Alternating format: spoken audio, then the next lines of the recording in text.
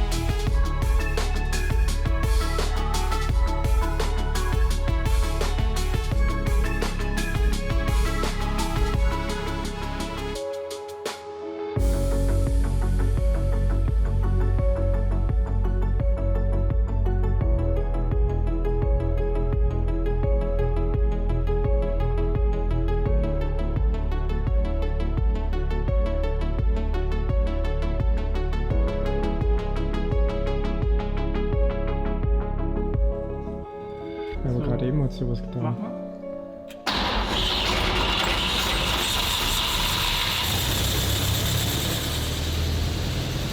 Feuerlein.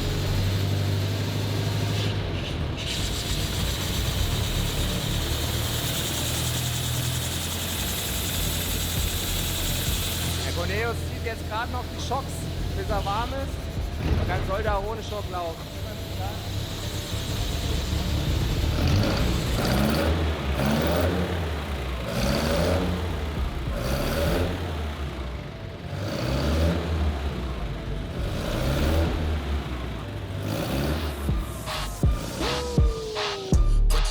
I'm the best from the south. I done ran my fee up. F what it cost, and you boys better D up. Slim run the route, too clutch. Try to hang, but the game too much. What you bout? What you bout? I'm the best from the south. I done ran my fee up. F what it cost, and you boys better D up. Slim run the route, too clutch. Try to hang, but the game too much. What you bout? Throw fit like a toddler with no problem. A gold brooch by the collar, the wrist follow. My instincts say the ball on him. Rush a call on him. If he play, put pause on him. White gauze on him. Still on It was at this moment that he knew he fucked up.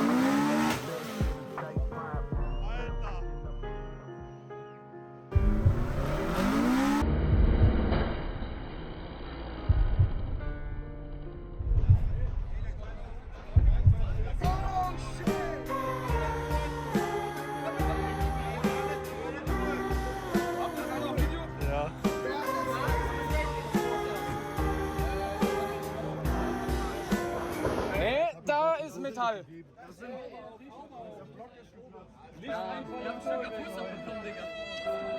Ah, ihr habt das auf Video.